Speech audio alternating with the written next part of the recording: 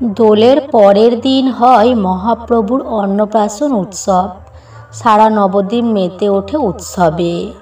মহাপ্রভুর অন্নপ্রাশনের অনুষ্ঠান কিভাবে পালিত হয়, কবে থেকে শুরু হয় এই অনুষ্ঠান, চলুন বন্ধুরা জেনে নিই। আশা করি সবাই ভালো আছেন, সুস্থ আছেন। আজকের আরও একটি নতুন ভিডিওতে সকলকে স্বাগত। চলুন বন্ধুরা শুরু করা যাক। আগামীকাল দোল পূর্ণিমা, যা বিশেষ শুভ তিথি।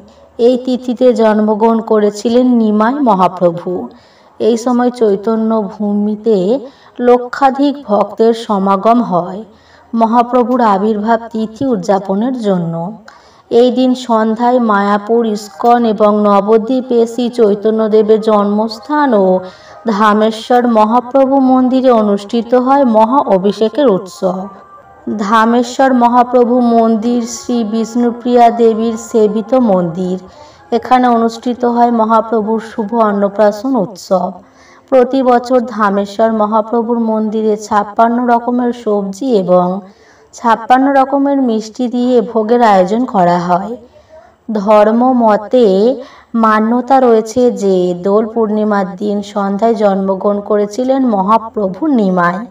অন্নপ্রাশনের মূল অনুষ্ঠান শুরু হয় দুপুরের পর থেকে, অর্থাৎ বিকেলের দিকে। এই দিন মহাপ্রভুকে অন্ন ব্যঞ্জন পরিবেশন করা হয় মহামূল্যবান পাত্রে। সেখানে থাকে সাপ, পিতল এবং রূপোর বাসন।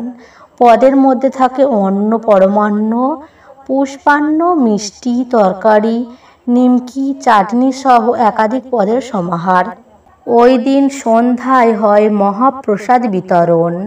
অবধূতের স্নান পর্বের সঙ্গে 14 মাদল পরিক্রমার মধ্য দিয়ে শেষ হবে শ্রী চৈতন্য মহাপ্রভুর আবির্ভাব তিথি উদযাপনের উৎসব। অভিষেক অনুষ্ঠানের আয়োজন মায়াপুর ইস্কন মন্দিরে হয়। এখানে দেশ বিদেশ থেকে ভক্তগণ আসেন এবং প্রভুর মূর্তিতে জল, পুষ্পাঞ্জলি দিয়ে অভিষেক করেন। অন্নপ্রাশনের উৎসব সূচনা কবে হয়েছিল তার নির্দিষ্ট কোনো সময় জানা যায়নি। তবে শোনা যায় মহাপ্রভুর সেবায়েত শচীনন্দন গোস্বামীর সময় থেকে এই উৎসব পালিত হয়ে আসছে জাঁকজমকপূর্ণভাবে। বর্তমানে বিষ্ণুপ্রিয়া দেবী উত্তরাধিকারী সেবায়েতগণের পরিবারই এই উৎসবের আয়োজন করে আসছেন। শ্রী মহাপ্রভুর জীবনকালেই মূলত বিষ্ণুপ্রিয়া দেবী বংশীবদন ঠাকুরের সহায়তায় নবদ্বীপে নিয়োগগৃহে নির্মাণ করেছিলেন শ্রী মহাপ্রভুর বিগ্রহ। এই দিন সেই বিগ্রহেরই পুজো হয়। প্রথমে হয় নামকরণ, তারপরে হয় চূড়াকরণের অনুষ্ঠান। এই নামকরণের অনুষ্ঠান হয় প্রতীকীভাবে। মহাপ্রভুর ছোটবেলায় তার দাদামশাই নাম রেখেছিলেন বিশ্বম্ভর। প্রতীকী নামকরণের অনুষ্ঠান করা হয়, তারপরে সবশেষে ভোগ নিবেদন হয়। তো বন্ধুরা, কেমন লাগলো আজকের ভিডিওটি? আশা করি ভালো লেগেছে। যদি ভালো লাগে অবশ্যই কমেন্টে জানাবেন।